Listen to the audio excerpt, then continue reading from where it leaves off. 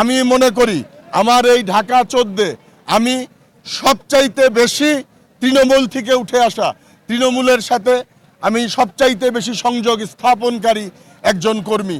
কাজেই নমিনেশনের ব্যাপারে আমি ইনশাল্লাহ শতভাগ আস্থাশীল এবং আজকের এই উপস্থিতির মাধ্যমে আমি আরও বেশি আস্থাশীল হয়েছি। আজকের এই উপস্থিতি থেকে যারা এখানে উপস্থিত আছেন সকলের কাছে আমি ওয়াদা করছি আমি আপনাদের আশা আকাঙ্ক্ষার প্রতিফলন করব।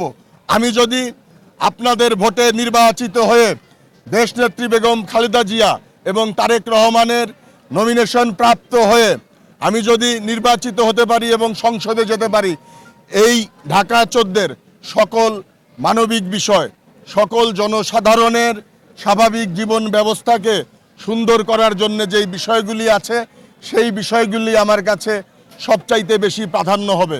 মহান আল্লাহ সুবহানাহু ওয়া তাআলা যদি আমাকে সুযোগ দেন, আমি যদি জনগণের সেবা করার সুযোগ পাই, আমার একমাত্র ব্রতই হবে আল্লাহর উপর ভরসা রেখে, ঈমান কায়েম রেখে এই সাধারণ জনগণের স্বার্থকে রক্ষা করা।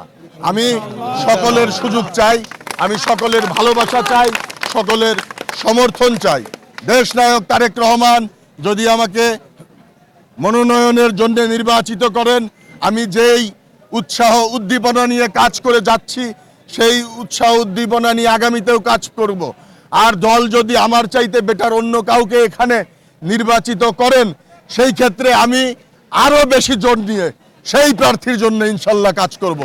এটাই আমার দলের প্রতি কমিটমেন্ট এবং জাতীয়তাবাদ আদর্শের কমিটমেন্ট।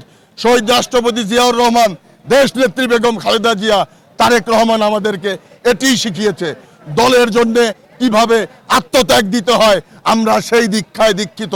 দল আমরা নমিনেশন দিলে আমাদের যেই পরিমাণ চেষ্টা থাকে দলকে রক্ষা করার জন্য, তার চাইতে আরো অধিক বেশি চেষ্টা থাকে। আমি সকলের দোয়া প্রার্থী। খোদা হাফেজ। আসসালামু আলাইকুম ওয়া রাহমাতুল্লাহ। আগামীতে প্রধানমন্ত্রী হবে কোনো নেতা আছে?